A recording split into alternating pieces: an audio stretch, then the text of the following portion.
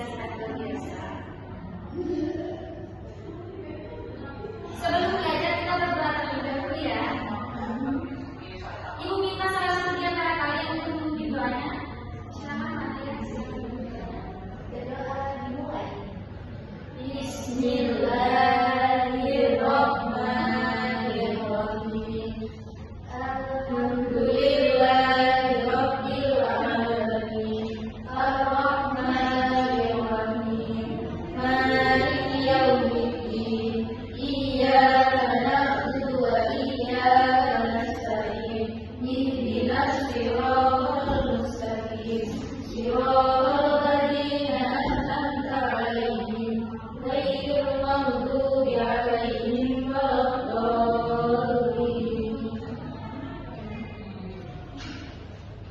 Anak-anak, jadi hari ini kita akan belajar tentang najis mukhafafah. Nah, kalian tahu nggak apa itu najis? Arti dari najis? Kotor. Ya betul sekali. Artinya kotoran. Kotoran yang kita tidak boleh sholat sebelum dibersihkan atau disucikan. Nah, pengertian dari najis mukhafafah artinya najis ringan. Dan cara mensucikannya juga lebih mudah dibanding najis yang lainnya. Di sini ada juga contoh dari najis mukhafafah.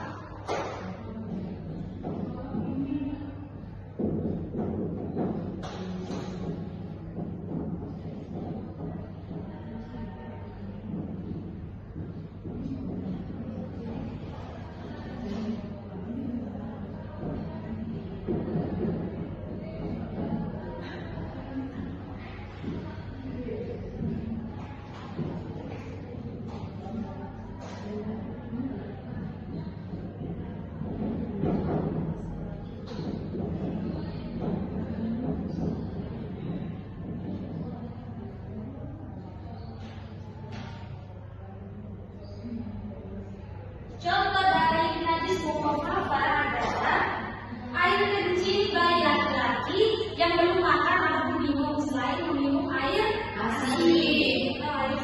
Kalau udah makan berarti jatuhnya kepada najis yang mutasito. Jadi cara mensucikannya dengan cara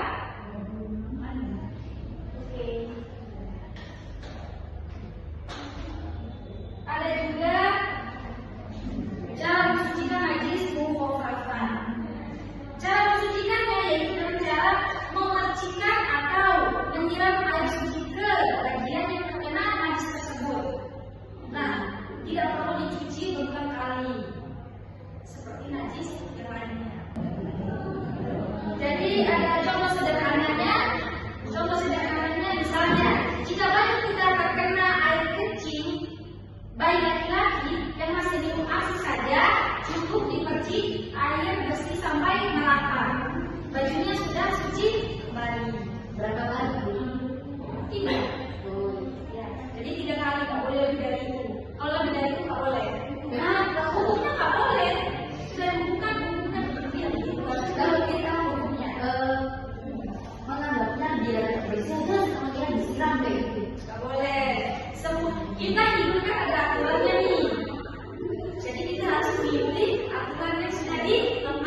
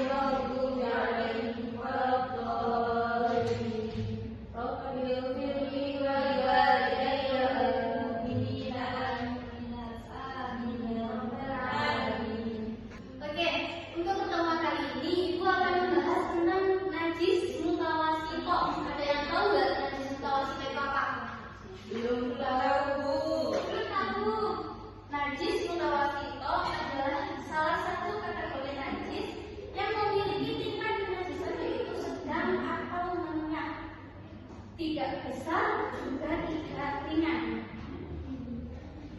Contohnya apa? Contoh najis mutawasito.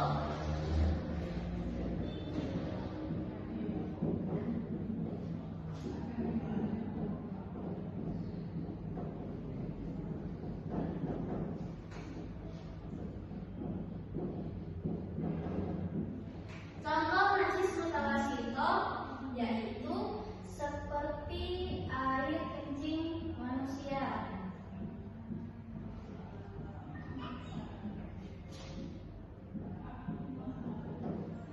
Yang kedua, darah yang keluar dari tubuh manusia kecuali darah haid dan darah nifas. Yang ketiga, kotoran manusia. Tapi yang nggak banyak ya. Kalau yang banyak kan bisa pipet. Ada yang tahu nggak gimana sih cara menghilangkan najis mutawasito? Dengan berwudu, dengan jilat, terus. Ada yang tahu lagi nggak?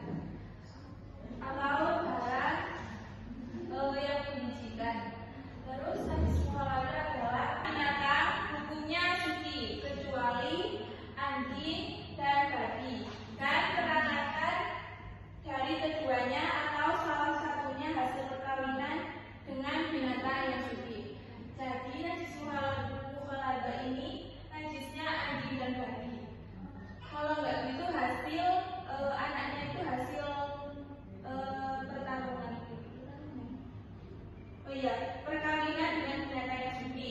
Contohnya, sapi kawin dengan anjing. Jadi anaknya keduanya itu nanti bisa jadi najis. Karena kenapa? Karena salah satunya hewan itu najis, jadi anaknya itu najis.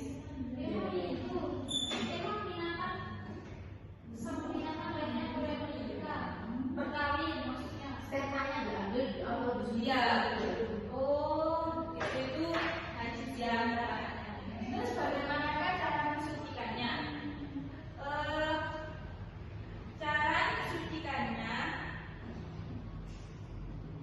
disucikan dengan cara membasuh dengan air sebanyak 7 kali.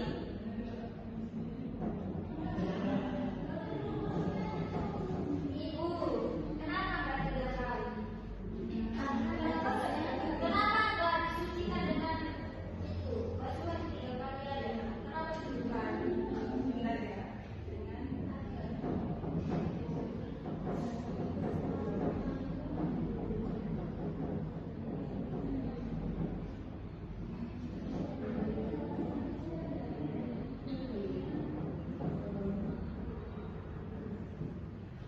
Membasuh dengan air dicampur debu sebanyak 3 kali.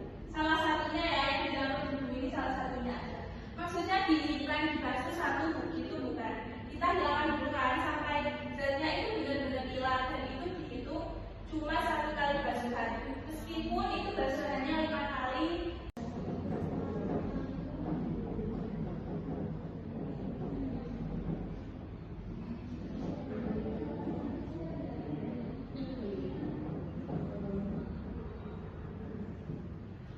Membasuh dengan air dicampur debu sebanyak 3 kali.